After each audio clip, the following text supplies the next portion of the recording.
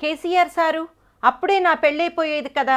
ఓ veterinary graduate తను first ఇయర్లో చేరినప్పుడు తెలంగాణ కోసం టెంట్లు వేసి మరీ ఉద్యమాల్లో పార్టిసిపేట్ చేశాం. కానీ తెలంగాణ వచ్చాక మాకు ఈ కష్టాలు ఏంటి సార్ అని ప్రశ్నిస్తున్నది. సైట్లలో సోషల్ మీడియాలో బాగా వైరల్ అవుతున్నది ఈ అమ్మాయి ప్రసంగం. ఎందుకు? ఆమె ప్రసంగంలో ఆందోళన ఉంది, ఆవేదన ఉంది, ఆక్రోశం ఉంది, తల్లిదండ్రుల బాధను ప్రతిబింబిస్తుంది, సగటు తెలంగాణ నిరుద్యోగి బాధను ప్రతిఫలిస్తున్నది.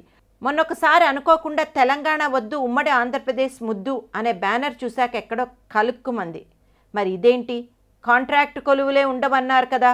కోట్లాట్లే తప్ప పాత ఉమ్మడి పాలన మేలు, తెలంగాణ రావడమే మమ్మల్ని నష్టపరిచింది అనే భావనలు వద్దు అని కూడా అందులో ప్రస్తావించాం. రోజు రోజుకు వాళ్ళ ఆందోళన పెరిగిపోతుంటే అందులో ఆజ్యం పోసినట్టు తెలంగాణ ప్రభుత్వం నిర్ణయాలు తీసుకుంటున్నది. అసలు కాంట్రాక్ట్ ఉద్యోగి ఈ రాష్ట్రంలో కనిపించకూడదు అని కేసీఆర్ బల్లగుద్దు చెప్తుంటే ఇది దుస్థితి, ఇది వాస్తవ దృశ్యం.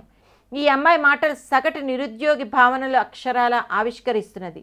జోన్ల పద్ధతిపై సైతం ఈ ప్రభుత్వానికి అసలు ఏ ఆలోచన దశ దిశ లేదు అని చెప్పడానికి కూడా ఆ అమ్మాయి మాటలు అద్దం పడుతున్నాయి. ఆంధ్రజ్యోతి ఆఫీస్ సందర్శన, ఈనాడుకు ఎకరాల కొద్ది భూ సంతర్పణ, మెగా కృష్ణారెడ్డికి కాంట్రాక్టుల ధారబోతల దశ దాటి ఈ ప్రభుత్వం రైతుల దుస్థితిని, నిరుద్యోగుల వెతల్ని పట్టించుకునే స్థితి ఉందా అనే ఒక వార్త వైరల్ అవుతోంది.